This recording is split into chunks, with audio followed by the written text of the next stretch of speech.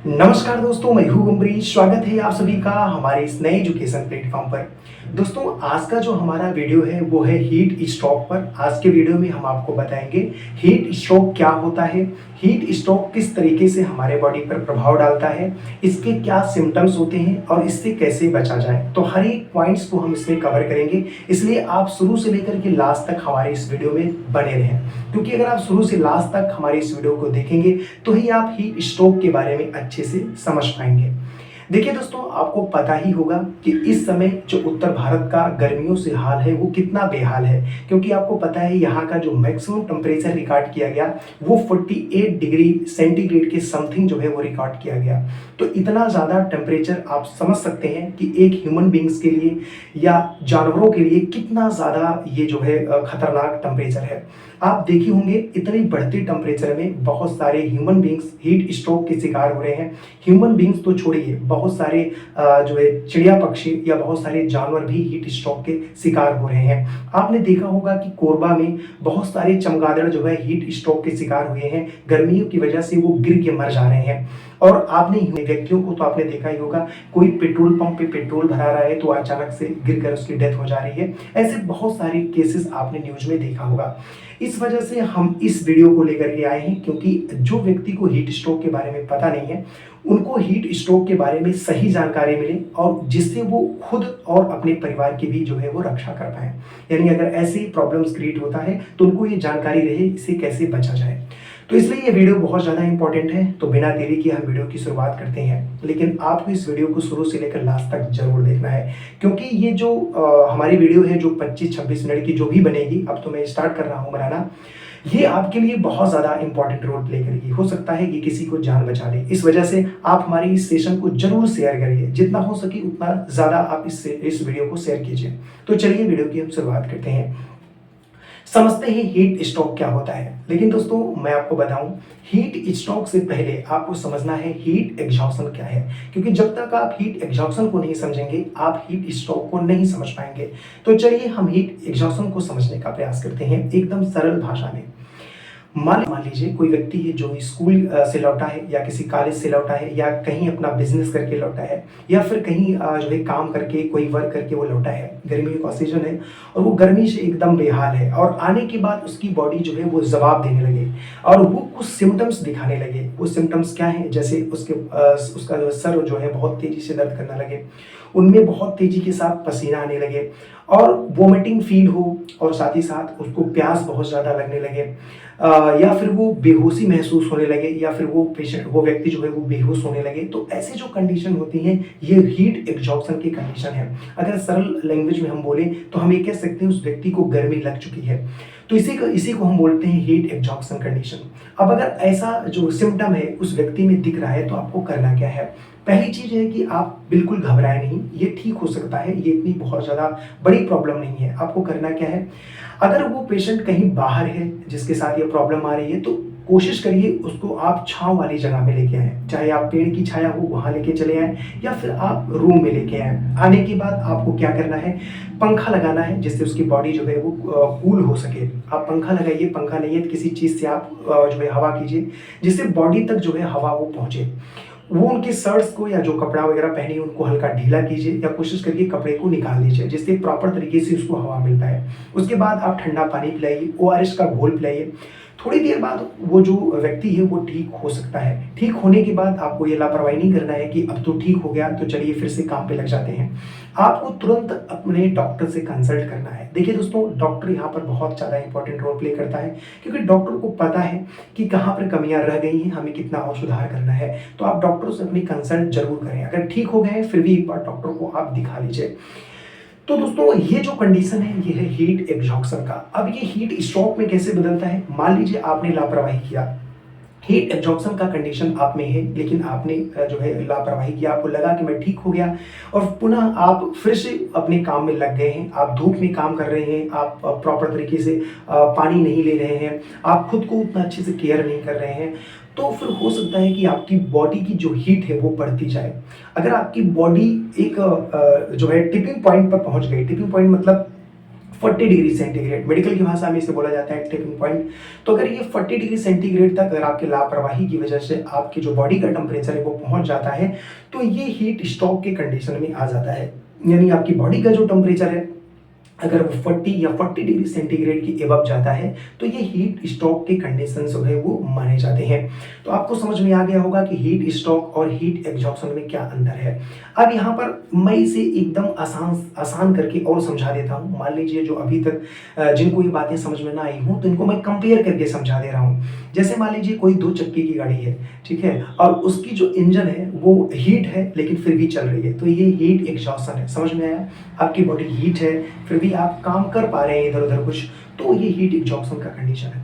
लेकिन अगर मान लीजिए आपकी जो आपकी गाड़ी का इंजन है वो ओवर हीट हो गया और अब गाड़ी रुक जा रही है, तो इसे हम बोलेंगे हीट स्ट्रोक। आपको समझ में आ गया? ठीक ऐसे ही हमारे बॉडी में होता है, हीट स्ट्रोक के कंडीशन में हम चल फिर नहीं पाते हैं, बॉडी रुक सा जाती है। तो समझ में आ गया होगा कि हीट एग्जॉशन और हीट जो स्ट्रोक है इसमें क्या अंतर है। अब यहाँ पर हम बात करेंगे कि जो आप केसेस देख रहे हैं कि ज़्यादातर जो ह्यूमन बींग्स है ये परेशान है, बहुत एनिमल भी इससे परेशान है, और जो चमगादड़ हैं जो कोरबा में आपने देखा होगा, इनके साथ जो है ये हीट स्ट्रोक के केसेस जो है वो देखे जा रहे हैं। तो यहाँ पर प्रश्न उठता है कि इन्हीं जानवरों के साथ या आदमियों के साथ ही क्यों, बाकी के जानवरों के साथ भी क्या हीट स्ट्रोक ऐसा कंडीशन होता है। अब हम यहाँ पर चर्चा करते हैं। देखिए दोस्तों, जो एनिमल होते हैं वो 2 टाइप के पाए जाते हैं। एक को हम बोलते हैं कोल्ड ब्लडेड एनिमल, एक को हम बोलते हैं वार्म ब्लडेड एनिमल। इसे हम अच्छे से समझते हैं। सबसे पहले हम समझने का प्रयास करते हैं कि कोल्ड ब्लडेड एनिमल क्या होते हैं। कोल्ड ब्लडेड एनिमल वो एनिमल होते हैं जिनका बॉडी का टेम्परेचर बदलता रहता है, यानी बाहरी टेम्परेचर के अनुसार उनके बॉडी का टेम्परेचर बदलता रहता है। अगर बाहर का टेम्परेचर बढ़ता है तो इनके बॉडी का टेम्परेचर बढ़ता है, अगर बाहर का टेम्परेचर घटता है तो इनके बॉडी का टेम्परेचर भी घट जाता है। यानी ये बाहर के टेम्परेचर के साथ ये खुद का जो है सामंजस्य ये बनाते हैं। इनमें आने वाले जो जीव होते हैं वो होते हैं रेप्टाइल। रेप्टाइल का मतलब जो रेंगने वाले जानवर होते हैं वो जो है कोल्ड ब्लडेड होते हैं। इनके अलावा भी आप देखेंगे जो एम्फीबियंस होते हैं, जिसे हम उभयचर कहा जाता है, जो एम्फीबियंस होते हैं वो भी जो है कोल्ड ब्लडेड के अंतर्गत आते हैं, जैसे फ्रॉग वगैरह। इसके अलावा जो फिश वगैरह होती हैं वो भी कोल्ड ब्लडेड एनिमल में ही काउंट की जाती हैं। अब ऐसा नहीं है कि इनको हीट स्ट्रोक होता नहीं है। देखिए दोस्तों, ज़्यादातर हीट स्ट्रोक इनमें नहीं होता क्योंकि कोल्ड ब्लडेड है। इनकी बॉडी टेम्परेचर है जो वातावरण के टेम्परेचर से जो है सामंजस्य बैठा लेती है, तो इनमें ज़्यादा प्रॉब्लम देखने को नहीं मिलता। लेकिन ये बिल्कुल नहीं है कि ये गर्मी से मरते नहीं है, ये गर्मी से मरते हैं, लेकिन इनमें हीट स्ट्रोक के केसेस ज़्यादा देखने को नहीं मिलते हैं। तो उम्मीद करता हूँ आपको समझ में आया होगा कि कोल्ड ब्लडेड एनिमल ये कौन से होते हैं। अब हम बात करते हैं यहाँ पर कि वार्म ब्लडेड एनिमल कौन से होते हैं। दोस्तों, वार्म ब्लडेड एनिमल्स वो होते हैं जिनका जो बॉडी का टेम्परेचर है वो फिक्स रहता है। बाहरी टेम्परेचर से बॉडी की कोई लेना देना नहीं है, यानी बॉडी का जो टेम्परेचर है वो जितना है उतना ही रहता है। ऐसा नहीं है कि बाहर का टेम्परेचर बढ़ रहा है तो बॉडी का टेम्परेचर बढ़ेगा, बाहर का टेम्परेचर घट रहा है तो बॉडी का टेम्परेचर घटेगा। उनमें ऐसा नहीं है, उनके बॉडी का टेम्परेचर फिक्स होता है। तो इनमें आने वाले जो जीव हैं वो एक तो ह्यूमन है, और दूसरी चीज़ जो बर्ड्स वगैरह होते हैं वो जो है इसमें आते हैं। और ये जो है वार्म ब्लडेड एनिमल होते हैं, क्योंकि इनकी बॉडी का जो टेम्परेचर है वो फिक्स रहता है, तो इस वजह से इनमें जो है हीट स्ट्रोक की खतरा ज़्यादा देखने को मिलता है। क्योंकि दोस्तों होता क्या है, पहली बात तो बॉडी जो है कि टेम्परेचर फिक्स है। अगर बाय द वे इनकी बॉडी जो है बाहर का टेम्परेचर इतना ज़्यादा है कि बॉडी सहन ही नहीं कर पा रही है और बॉडी का टेम्परेचर बढ़ रहा है, तो अगर मान लीजिए कि इनके बॉडी का सिस्टम जो है वो अपने दोबारा से अपने टेम्परेचर को रिकवर नहीं कर पा रहा है, तो इनके साथ हीट स्ट्रोक जैसे प्रॉब्लम्स देखने को मिल जाते हैं। अब ये कैसे हीट स्ट्रोक जो है इंसान को प्रभावित करता है, इसकी चर्चा हम आगे करेंगे। तो उम्मीद करता हूं कि आपको समझ में आ गया होगा कि कोल्ड ब्लडेड और वार्म ब्लडेड एनिमल क्या होते हैं, इनमें क्या अंतर होता है। अब यहाँ पर हम समझने का प्रयास करते हैं जो मैंने अभी बताया। जब मैं आपको वार्म ब्लडेड एनिमल के बारे में बता रहा था तो मैंने ह्यूमन बींग्स की जिक्र किया, और मैंने आपको बताया यहाँ पर कि जो ह्यूमन बींग्स होते हैं दोस्तों, यहाँ पर आप जान लीजिए उनके जो बॉडी का जो टेम्परेचर होता है वो 37 डिग्री सेंटीग्रेड होता है। यानी हमारी जो ह्यूमन बॉडी होती है वो 37 डिग्री सेंटीग्रेड के टेम्परेचर को मेंटेन करके रखती है। ना तो इससे ज़्यादा टेम्परेचर बढ़ता है, ना तो इससे ज़्यादा घटता है। अगर बॉडी का टेम्परेचर बढ़ेगा तो फिर प्रॉब्लम क्रिएट होने लगेगा। इसलिए हमारे बॉडी में एक सिस्टम ऐसा है कि अगर हमारी बॉडी का टेम्परेचर बढ़ता है तो वो सिस्टम हमारे बॉडी के टेम्परेचर को कंट्रोल करता है और 37 डिग्री सेंटीग्रेड पर लाने का प्रयास करता है। अब हम यहाँ पर देखते हैं कि कैसे जो है हमारे बॉडी का जो टेम्परेचर है वो 37 डिग्री सेंटीग्रेड को रिकवर कर पाता है अगर बॉडी का टेम्परेचर बढ़ जाए तो चलिए इसको हम एक एग्जांपल के थ्रू समझने का प्रयास करते हैं। देखिए दोस्तों, मान लेते हैं कि आप नॉर्मल कंडीशन में बैठे हैं। अगर आप बताइए, अगर आप नॉर्मल कंडीशन में बैठे हैं तो आपका बॉडी का टेम्परेचर कितना होगा? अगर नॉर्मल कंडीशन में आप बैठे हैं तो आपके बॉडी का टेम्परेचर होगा 37 डिग्री सेंटीग्रेड। अब मान लीजिए अचानक से आपके मन किया कि हम थोड़ा सा वार्म अप कर लेते हैं, थोड़ी सी एक्सरसाइज कर लेते हैं, रनिंग कर लेते हैं, जो भी आपका मन करे। आपको लगता है कि मुझे करना चाहिए, अब आप एक्सरसाइज करने लगे या आप रनिंग करने लगे। जब आप एक्सरसाइज या रनिंग करते हैं तो होता क्या है कि बॉडी हीट होती है, और जब आपकी बॉडी हीट होगी तो आपकी बॉडी का टेम्परेचर बढ़ता है। अब मान लेते हैं कि हमारी बॉडी का टेम्परेचर 37 डिग्री सेंटीग्रेड था, और जब आप रनिंग कर रहे हैं या आप एक्सरसाइज कर रहे हैं तो टेम्परेचर बढ़कर के 39 डिग्री सेंटीग्रेड हो गया। अब मैंने आपको बताया कि हमारी बॉडी ये हमेशा कोशिश करती है कि हमारा टेम्परेचर बढ़े ना, अगर बढ़ रहा है तो उसे कंट्रोल करने का प्रयास करती है। अब हमारे बॉडी का टेम्परेचर तो 39 डिग्री सेंटीग्रेड हो गया। अब ये कैसे मेंटेन होगा? तो ये हमारी बॉडी मेंटेन करती है। कैसे करती है इसको समझिएगा। हमारे बॉडी में जो ब्रेन पाया जाता है, ब्रेन का एक छोटा पार्ट होता है जिसे हम बोलते हैं हाइपोथैलेमस। जो बायोलॉजी के स्टूडेंट होंगे वो तो समझ पाएंगे कि हाइपोथैलेमस क्या है, लेकिन मैं यहाँ पर समझाने का प्रयास करता हूँ, आप भी समझ जाएंगे। हमारे ब्रेन का एक छोटा सा पार्ट होता है जिसे हम बोलते हैं हाइपोथैलेमस। ये जो हाइपोथैलेमस है ये हमारे बॉडी के टेम्परेचर को कंट्रोल करने का प्रयास करता है। यानी अगर हमारे बॉडी का टेम्परेचर ज़्यादा है तो उसे रिकवर करने का प्रयास ये हाइपोथैलेमस करता है। हाइपोथैलेमस को हम जो है थर्मोस्टेट कहते हैं। जैसे एक एसी का जो थर्मोस्टेट है वो रूम टेम्परेचर को मेंटेन करता है, ठीक उसी तरीके से जो हमारा हाइपोथैलेमस है वो हमारे बॉडी के टेम्परेचर को मेंटेन करता है। अब ये कैसे करता है उसको हम देख लेते हैं। मान लीजिए हमारे बॉडी का टेम्परेचर जो है वो 37 से 39 पहुंच गया। अब होगा क्या? जैसे ही पहुंचा, हमारी हाइपोथैलेमस को ये पता चल जाएगा कि हमारे बॉडी का टेम्परेचर अब 39 डिग्री सेंटीग्रेड पहुंच गया है और हमें इसे रिकवर करना है। अब आप कहेंगे सर कैसे पता चल जाएगा हाइपोथैलेमस को, कौन बताने वाला है हाइपोथैलेमस को? तो यहाँ पर दो चीजें होती हैं। एक तो होते हैं हमारे स्किन में रिसेप्टर्स। वो जो रिसेप्टर्स होते हैं वो जो है नर्व्स के माध्यम से सिग्नल भेजते हैं हमारे हाइपोथैलेमस को, और ये बताते हैं कि बॉडी जो हीट है वो बढ़ चुकी है। इससे हाइपोथैलेमस को पता चल जाता है। दूसरी बात, हमारे हाइपोथैलेमस में न्यूरॉन सेल्स पाए जाते हैं। वो ब्लड को टच करके ही वो महसूस कर लेते हैं कि हमारे बॉडी का टेम्परेचर कितना ज़्यादा बढ़ गया है और हमें कितना कंट्रोल करना है। तो इस तरीके से हाइपोथैलेमस को पता चल जाता है। तो बॉडी का टेम्परेचर हमारे 39 है, हाइपोथैलेमस को ये बातें पता चली। किससे पता चली? जो हमारे थर्मो रिसेप्टर्स हैं, जो हमारे स्किन में रिसेप्टर्स पाए जाते हैं उन्हें थर्मो रिसेप्टर्स कहते हैं। वो थर्मो रिसेप्टर्स ने जो है नर्व्स के माध्यम से सिग्नल भेजा, हाइपोथैलेमस को पता चल गया। अब हाइपोथैलेमस जो है फर्दर सिग्नल जो है भेजेगा हमारे स्किन सेल्स को, और ये बोलेगा कि जितना जल्दी हो सके आप बॉडी के टेम्परेचर को मेंटेन करो। तो हमारा जो ये स्किन सेल्स होता है ये क्या करेगा? टेम्परेचर को मेंटेन करने के लिए पसीना निकालेगा। अब आपको पता है कि हमारे बॉडी में छोटे छोटे रोम पाए जाते हैं। ये जो पसीना है ये इन्हीं रोम में आ जाता है। रोम में आने के बाद ये जो वाटर पसीने का जो ड्रॉपलेट होता है ये हमारे स्किन से हीट को खींचता है। स्किन से हीट खींचने पर इनकी जो काइनेटिक एनर्जी है वो बढ़ जाती है, और ये जो पसीने के ड्रॉपलेट होते हैं ये वाटर वेपर में कन्वर्ट होकर के हवा में उड़ जाते हैं। और मैंने आपको पिछले सेशन में ही बताया, जब इवापोरेशन में आपको बता रहा था उसमें हमने आपको बताया जब भी भाप सरफेस को छोड़ करके उड़ेगा तो अपने साथ हीट को लेके जाएगा। इस तरीके से आपकी बॉडी का जो टेम्परेचर है वो मेंटेन हो जाता है और 37 डिग्री सेंटीग्रेड पर दोबारा आ जाता है। उम्मीद करता हूं आपको ये मैकेनिज्म समझ में आया होगा कि हाइपोथैलेमस किस तरीके से हमारी बॉडी टेम्परेचर को रेगुलेट करती है। उम्मीद करता हूं ये समझ में आ गया होगा। अब समस्या कहाँ पे आती है? अगर मान लीजिए, अब यहीं पर आपको हीट स्ट्रोक समझने को जो है मिलेगा। मान लीजिए आपकी बॉडी का टेम्परेचर जो बढ़ते बढ़ते बढ़ते बढ़ते 40 डिग्री सेंटीग्रेड पे आ गया और आपका बॉडी 40 डिग्री सेंटीग्रेड पर कुछ समय तक रहा, तो ये डेंजरस कंडीशन हो जाती है। अब इसमें होगा क्या? जब 40 डिग्री सेंटीग्रेड या उससे एबव आपकी बॉडी का टेम्परेचर बढ़ जाता है तो प्रॉब्लम क्रिएट होना शुरू हो जाता है। कैसे होगा इसको थोड़ा समझते हैं। हमारे बॉडी में बहुत सारा प्रोटीन पाया जाता है। आपको पता है कि हमारी बॉडी ही प्रोटीन से चलती है। हमारे ब्लड में पाया जाता है एल्बुमिन, वो भी एक प्रकार की प्रोटीन है। इसके अलावा अगर देखा जाए तो हमारा जो आरबीसी है उसमें पाया जाती है हीमोग्लोबिन, वो भी एक प्रकार का जो है प्रोटीन है। इसके अलावा जो हमारे एंजाइम्स हैं वो भी प्रोटीन है। इसके अलावा जो हमारी बॉडी एंटीबॉडी बनाती है जैसे इम्यूनोग्लोबिन, वो भी हमारा एक प्रकार का प्रोटीन है। अगर हम हार्मोन्स की बात करें तो सेक्स सेल को छोड़ करके जितने भी हार्मोन्स हैं वो सब के सब प्रोटीन है। तो हमारी बॉडी ही पूरी प्रोटीन पे चल रही है। और प्रोटीन का सबसे जो एक खराब फीचर है, अगर कह लो खराब फीचर, वैसे खराब तो नहीं है लेकिन हम समझाने के लिए हम ये वर्ड यूज कर रहे हैं, वो ये होता है कि वो बॉडी के ज़्यादा टेम्परेचर को वो सहन नहीं कर पाता।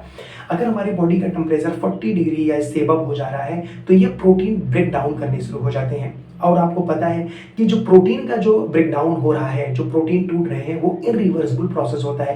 यानी एक बार अगर प्रोटीन टूटा, उसका जो स्ट्रक्चर है वो डिफॉर्म हुआ, तो पुनः उस स्थिति में प्रोटीन नहीं आ पाता, पुराने स्ट्रक्चर को वो रिकवर नहीं कर पाता क्योंकि वो इरिवर्सिबल है। और अगर वो टूटेगा, उसका स्ट्रक्चर डिफॉर्म करेगा, तो आप बताइए क्या हमारे बॉडी में प्रॉब्लम क्रिएट नहीं होगा? बिल्कुल जो प्रॉब्लम क्रिएट होगा।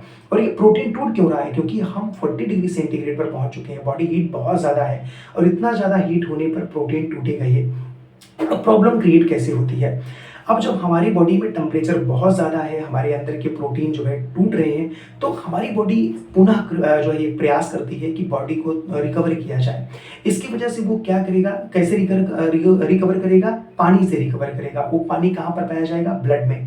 तो ये कोशिश करता है कि जो हमारी ब्लड है वो स्किन की तरफ जाए। हमारे ये जो बॉडी है ये प्रयास करता है जिससे जो है स्किन तक अगर हमारा ब्लड जाएगा तो वहाँ से हम पसीने के रूप में चीज़ों को निकाल पाएंगे और हमारी जो बॉडी का टेम्परेचर है वो थोड़ा सा मेंटेन हो पाएगा।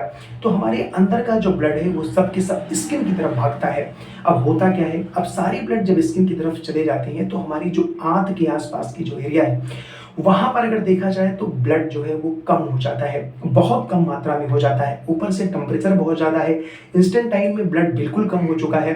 अब इससे क्या होगा, जो हमारे इंस्टेंट टाइम के सेल्स होती हैं वो भूखे मरने लगती हैं क्योंकि उनमें ब्लड है ही नहीं और साथ ही साथ वहाँ पर जो टेम्परेचर बहुत ज़्यादा हाई है।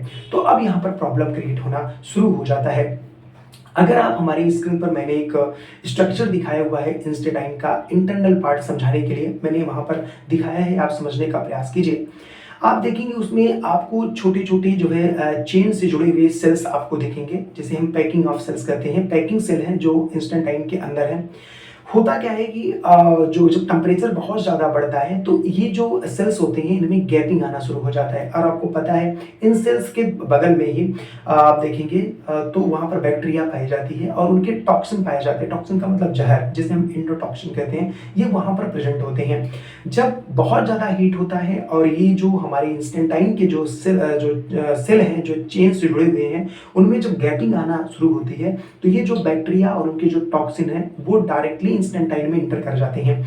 और ये जो हमारा इंस्टेंटाइन है ये फर्दर जुड़ी रहती है हमारे ब्लड वेसल से। तो अब हमारी जो बैक्टीरिया और प्लस टॉक्सिन है जो हमारे इस इंस्टेंटाइन के सेल्स में जो गैपिंग हुआ था उसमें इंटर कर चुके हैं, अब ये पहुंच जाएंगे ब्लड वेसल्स में। क्योंकि मैंने आपको पहले बताया कि इंस्टेंटाइन से जो ब्लड वेसल्स होता है वो जुड़ा होता है। अब ब्लड वेसल्स के माध्यम से पूरी ब्लड में ये बैक्टीरिया और टॉक्सिन जो है वो पहुंच जाते हैं और इस तरीके से हमारी बॉडी में पूरी की पूरी बैक्टीरिया आ जाती है और हमारा बॉडी पूरी तरीके से इन्फेक्टेड हो जाता है और पूरा इन्फेक्शन हमारे बॉडी में क्रिएट हो जाता है। अब ऐसी स्थिति में अगर देखेंगे तो हमारा जो इम्यून सिस्टम है वो उनसे लड़ने का प्रयास करता है। तो ऐसे में आप देखेंगे बॉडी हमें कुछ सिम्टम्स दिखाना शुरू कर देती है और यही सिम्टम जो होते हैं वो हीट स्ट्रोक के सिम्टम्स होते हैं। जैसे अगर आप देखेंगे बहुत ज़्यादा हीट हो गया है तो सबसे पहले ये होगी कि हमारी जो आर्गन है वो इस हीट को जो है वो बर्दाश्त नहीं कर पाते। साथ ही साथ इनमें बहुत ज़्यादा बॉडी में इन्फेक्शंस भी हो गई है, बैक्टीरिया भी ब्लड में पूरा दौड़ रहा है, तो हमारे जो आर्गन्स होते हैं वो फेल होना शुरू हो जाते हैं। तो चाहे आपके हार्ट हो, चाहे वो लंग्स हो, चाहे वो किडनी हो, ये सब फेल होना शुरू हो जाते हैं। सबसे ज़्यादा प्रभाव आपकी ब्रेन पर पड़ता है क्योंकि जो ब्रेन है हमारे बॉडी की लगभग 20% एनर्जी जो है वो यूज करती है। तो सबसे ज़्यादा जो प्रभाव पड़ता है वो हमारे ब्रेन को पड़ता है। ब्रेन के जो न्यूरॉन सेल होते हैं वो फेल होने लगते हैं। तो होगा क्या, आपको पता है कि इन्हीं न्यूरॉन सेल के माध्यम से ही हम कुछ जो बोल रहे हैं हम बोल पा रहे हैं, सोच पा रहे हैं, हम किसी को कुछ बता पा रहे हैं। लेकिन अगर बहुत ज़्यादा हीट स्ट्रोक की कंडीशन आ गई है तो ये न्यूरॉन सेल जो होते हैं ये फेल होने लगते हैं। ऐसी स्थिति में जब आप पेशेंट को देखेंगे तो पेशेंट में कन्फ्यूजन देखने को मिलेगा। वो व्यक्ति बोलना कुछ और चाहेगा, बोलेगा कुछ और। उसके अलावा अगर आप देखेंगे उनकी आवाज़ में लड़खड़ाहट आपको देखने को मिलेगी। आवाज़ जो है टूट टूट करके आएगा, समझ में नहीं आएगा कि वो व्यक्ति क्या बोल रहा है। उसके अलावा स्वेटिंग अगर देखें, पसीना तो बहुत ज़्यादा तो नहीं निकलता, पसीना बहुत कम निकलता है, इंटरनल हीटिंग बहुत ज़्यादा रहती है, हल्का पसीना भी आपको देखने को मिल जाता है। इसके अलावा अगर देखेंगे तो हार्ट बीट बहुत ज़्यादा बढ़ जाता है और साथ ही साथ देखेंगे पेशेंट में दौरे की भी कंडीशन आपको देखने को मिल जाती है। तो ऐसे कुछ सिम्टम्स हैं जो जो ये हमारा हीट स्ट्रोक है वो उसमें आपको देखने को मिलते हैं। तो अगर आप इन लक्षणों को, इन सिम्टम्स को अगर आप जानते हैं तो पेशेंट को देखकर ही समझ जाएंगे कि इनमें हीट स्ट्रोक की प्रॉब्लम है या नहीं है। तो अगर ऐसे सिम्टम्स आपको नजर आते हैं तो आपको करना क्या है, आपको ये कंफर्म होना है कि ये व्यक्ति हीट स्ट्रोक के चपेट में है। तो अब आपको तुरंत क्या करना है, तुरंत आप ये कोशिश करें जितना जल्दी हो सके आप उसे डॉक्टर के पास लेके जाएं, क्योंकि WHO भी ये कहता है कि ऐसे कंडीशन में कोशिश कीजिए बिना ज़्यादा समय गंवाएं कि आप अपने डॉक्टर के पास पहुंचे। इसमें ये कहा जाता है कि अगर 30 मिनट्स में अगर आप पेशेंट को लेकर के डॉक्टर के पास पहुंच जाते हैं तो 85% चांसेस रहता है कि डॉक्टर उस पेशेंट को बचा लेगा। इसमें सबसे ज्यादा जो आपको होशियारी दिखानी है वो क्या है कि पेशेंट को जितना जल्दी हो सके कैसे भी करके आप डॉक्टर के पास लेके जाएं, देरी ना करें, क्योंकि जितना ज्यादा देर करेंगे उतनी ज्यादा डेथ होने की कंडीशन जो है वो बढ़ती जाएगी, सिचुएशन वो बढ़ती जाएगी। तो कोशिश करिए आप अपने डॉक्टर के पास उन्हें जो है लेके जाएं। अब यहाँ पर बात ये आती है कि जो है इनमें जो WHO है वो क्या इनमें सलाह हमें देता है। देखिए दोस्तों, डॉक्टर यहाँ पर जो WHO है वो ये हमें बताता है कि अगर ऐसी कंडीशंस हैं तो आप क्या कर सकते हैं। एक तो सबसे पहली कंडीशंस आपकी ये है कि जिस व्यक्ति को ऐसी प्रॉब्लम है आपको करना क्या है, उनकी शर्ट्स को खोल देना है, क्योंकि अगर शर्ट टाइट होगा तो प्रॉपर हवा जो है बॉडी को लगेगा नहीं। तो शर्ट जो है आप ढीला कर दें, जो भी वो कमीज पहना हो उसको आप ढीला करें या तो फिर निकाल दें। दूसरी कंडीशन आपको क्या करनी है कि हल्की गुनगुनी पानी का छिड़काव करें। अब यहाँ पर कुछ ऐसे लोग होंगे जिनको ये लगेगा कि यार बॉडी तो पहले ही हीट है तो फिर गुनगुने पानी से छिड़काव क्यों किया जाए, ठंडे पानी से क्यों नहीं। देखिए दोस्तों, यहाँ पे समझना होगा, मैंने आपको इवापोरेशन की एक वीडियो बनाया था इसके पहले, वहां पर मैंने इवापोरेशन को अच्छे से समझाया था। यहाँ पर हल्का गुनगुना पानी का छिड़काव इसलिए बताया जाता है जिससे इवापोरेशन फास्ट तरीके से हो पाए, हमारे बॉडी से हीट जो है वो फास्ट तरीके से निकल पाए। इस वजह से WHO का एक सुझाव है कि बॉडी पर जो है वो हल्का गुनगुना पानी का छींटा मारे। तीसरी कंडीशन यहाँ पर ये होती है कि आप पेशेंट को आइस वाटर में, पूरा ठंडे पानी में आप उसे डिप कर दो, डुबा दो। होता क्या है कि जब आप डिप करोगे तो आपकी बॉडी के आसपास की जो एरिया है वहां पर जो है पानी रहेगा। जब पानी पूरी बॉडी के आसपास के एरिया में रहेगा तो आपकी बॉडी की जो हीट है वो जल्दी खींचेगी और टेम्परेचर जो है वो मेंटेन जल्दी हो पाएगा। तो आप इसको भी कर सकते हैं। लेकिन अगर पेशेंट की जो कंडीशन है वो बहुत ज़्यादा क्रिटिकल है तो आप तुरंत जो है डॉक्टर के पास ले जाएं। लेकिन यहाँ पर ध्यान रखें, उस डॉक्टर के पास लेके जाएं जहां पर IPD की सुविधा हो, यानी जहां पर डॉक्टर जो है पेशेंट को एडमिट कर पाए। अब ऐसा नहीं है कि आप तुरंत लेके भाग रहे हैं और डॉक्टर के पास एडमिट करने की व्यवस्था ही नहीं है, तो और भी डिले हो सकता है। इस वजह से कोशिश कीजिए जहां पर एडमिट करने की व्यवस्था है वहां पर आप लेके जाएं। अगर थोड़ी क्रिटिकल कंडीशन ज़्यादा हो जाती है तो डॉक्टर जो है IV फ्लूइड को चढ़ाता है। IV फ्लूइड जो एक डिप होती है जिसको कहा जाता है, डॉक्टर जो डिप लगाता है उसमें होता क्या है कि रेफ्रिजरेटर पर 4 डिग्री सेंटीग्रेड पर उस फ्लूइड को रखा जाता है। वो बहुत ज़्यादा ठंडा होता है, फिर उसको निकाला जाता है और फिर बॉडी में लगा दिया जाता है। इससे भी हीट जो है खिंचती है और बाहर निकलती है। इसके अलावा जो ठंडा जो IV फ्लूइड होता है डॉक्टर उसको जो पेशेंट को पिलाता भी है, फिर उसको बाहर करवाता है पंप के थ्रू, फिर पिलाता है, फिर बाहर करवाता है, जिससे बॉडी का टेम्परेचर जो है वो मेंटेन हो सके। इस तरीके से डॉक्टर के पास बहुत सारे तरीके होते हैं जो पूरा प्रयास करते हैं कि पेशेंट जो है वो ठीक हो जाए। अगर आप 30 मिनट्स में या लगभग 1 घंटे के अंतर्गत अगर आप डॉक्टर के पास पहुंच जाते हैं तो 85% चांसेस होता है कि वो जो पेशेंट है वो बच जाएगा। अब यहाँ पर जो थोड़ा सा लोग मिस्टेक करते हैं उसको भी मैं आपको बता दूं। ज़्यादातर गर्मी लगने की केसेस में मैंने देखा है कि लोग घरों में करते क्या है कि गीली पट्टी जो है वो सर पे रखते हैं। देखिए यहाँ पे आपको मैं बताऊं, गीला पट्टी यूज करना बुरा बात नहीं है, लेकिन हीट स्ट्रोक के कंडीशन में कोशिश आप करें कि ऐसा नहीं है कि आप जो है गीली पट्टी को ही परमानेंट सोल्यूशन मान लें, ये नहीं होना चाहिए। आप सबसे ज्यादा प्राथमिकता अपने डॉक्टर को दें, वहां पर उनको जाकर दिखाएं अगर कंडीशन बहुत क्रिटिकल हो रहा है तो। लेकिन अगर नॉर्मल अगर कंडीशन है तो आप वहां पर जो है गीले पट्टी का इस्तेमाल आप कर सकते हैं। लेकिन गीले पट्टी का थोड़ा सा एक नियम है, आप जान लीजिए। अब ऐसा नहीं है कि आप सर पे ही जो है ठंडे पट्टी को आप रख रहे हैं। देखिए दोस्तों, अमूमन मैंने देखा है बहुत से लोग ऐसे हैं जो सर पर ही जो है ठंडे पट्टी को रखते हैं। देखिए दोस्तों, सर पर जब आप ठंडी पट्टी को रखते हैं तो वहां पर जो हमारे ब्लड की नलिकाएँ होती हैं वो बहुत पतली पाई जाती हैं और वहाँ पर हड्डी बहुत ज़्यादा है, बहुत ज़्यादा वहाँ पर ब्लड की नलिकाएँ जो है वहाँ पर नहीं है। तो आपको क्या लगता है कि अगर मैं सर पर जो है ठंडी पट्टी को रखूँगा तो वहाँ से हीट खिंच जाएगा? वहाँ से ज़्यादा हीट खींचने के चांसेस नहीं होते हैं। लेकिन एक मिथ है जो लोग जो है सर पर उस पट्टी को रखते हैं। तो करना क्या है आपको, सर पे रखने के बजाय आप जो है बगल में रखिए, जिसे हम बोलते हैं काँख के बगल में रखिए, इसे हम आर्मपिट कहते हैं। वहाँ पर आप जो है पानी से भीगी जो पट्टी है उसको आप रख सकते हैं। दोनों जाँघों के बीच में भी आप रख सकते हैं। गर्दन की साइड में भी आप रखें, इस साइड में या इस साइड में, गर्दन की साइड में भी आप पट्टियों को भिगो कर रखें। ऐसा मैं क्यों कह रहा हूँ, क्योंकि इन जगहों पर ब्लड की मोटी-मोटी नसें पाई जाती हैं, जहाँ पर ब्लड जो है वो दौड़ता रहता है और हमारी कोशिश क्या रहती है इस ब्लड से हीट को बाहर निकालना। और दूसरी बात, यहाँ पर एरिया बहुत ज़्यादा है। आपको पता है जब एरिया बहुत ज़्यादा है, यहाँ पर मोटी-मोटी ब्लड की नसें हैं, तो यहाँ पर अगर आप पट्टी रखेंगे तो यहाँ से हीट खींचने के चांसेस ज़्यादा रहेंगे। और अगर आप माथे पर रखेंगे तो वहाँ पर उतने जो है पतली-पतली नलिकाएँ पाई जाती हैं, ब्लड की एरिया भी बहुत ज़्यादा कम है, तो वहाँ से उतनी जल्दी हीट खींच नहीं सकता। तो समझ में आ गया कि आप पट्टी का इस्तेमाल कैसे करेंगे। लेकिन मैंने फिर आपको बताया, हीट स्ट्रोक जैसे कंडीशन में आप पट्टी पर ही डिपेंड ना रहें, आप डॉक्टर को ही कंसल्ट सबसे पहली प्राथमिकता दें, उनसे सबसे पहले आप जो है कंसल्ट करें। उम्मीद करता हूँ कि आपको जो है समझ में आ गया होगा कि हीट स्ट्रोक क्या है और हीट स्ट्रोक से कैसे बचा जा सकता है। तो आप इस वीडियो को अपने दोस्तों तक, अपने परिवार तक इसे शेयर करें, जिससे उनको भी ये पता चले कि क्या है हीट स्ट्रोक और इससे कैसे बचा जा सकता है।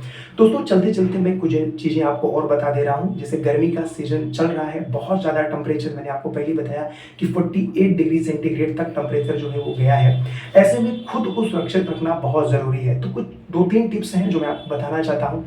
पहली बात, ये कोशिश कीजिए 12 से 4 के बीच में आप बाहर ना निकलें। अगर बहुत ज़्यादा ज़रूरी काम है तो आप जा सकते हैं, लेकिन अगर आपको लगता है कि बहुत ज़्यादा इम्पोर्टेंट काम नहीं है तो आप घर में ही रहें, बाहर ना निकलें, क्योंकि टेम्परेचर बहुत ज़्यादा हाई है। अगर मान लीजिए आपको कोई प्रॉब्लम है, आपको जाना ही है, आप सर्विस कर रहे हैं, जॉब कर रहे हैं, तो घर में बैठ के तो कर ही नहीं पाएँगे, तो आपको बाहर जाना है तो आप अपने साथ वाटर बॉटल ज़रूर कैरी करें और पूरे तरीके से बॉडी को ढक के रखें। कोशिश कीजिए कि आप जो है बहुत रंग-बिरंगे कपड़े का इस्तेमाल ना करें, क्योंकि वो हीट को बहुत जल्दी एब्ज़ॉर्ब करते हैं। कोशिश कीजिए आप कॉटन के सफ़ेद कपड़े ज़्यादा इस्तेमाल करें, क्योंकि वो हीट को एब्ज़ॉर्ब नहीं करते हैं और आपको वो ठंडा रखेंगे। तो इन कपड़ों का आप इस्तेमाल कीजिए। अपने साथ आप एनर्जी ड्रिंक लिए रहिए और उसे जो है समय-समय पर आप लेते रहें। तो कोशिश कीजिए आप जो है सैलेड वगैरह का इस्तेमाल करें, ज़्यादा लिक्विड पीजिए और ज़्यादा जो है तले भुने चीज़ों से आप थोड़ा-सा बचें। इस तरीके से आप जो है एकदम सुरक्षित रहेंगे, आपको गर्मी में कोई परेशानी या कोई बीमारी नहीं आएगी। उम्मीद करता हूँ ये वीडियो आपको अच्छा लगा होगा, इससे आपको बहुत कुछ सीख मिला होगा। अगर आपको ये वीडियो अच्छा लगा है तो आप हमारे चैनल को सब्सक्राइब ज़रूर करें। फिर मिलूँगा एक नई वीडियो में। बहुत-बहुत आभार सुनने के लिए। Thank you.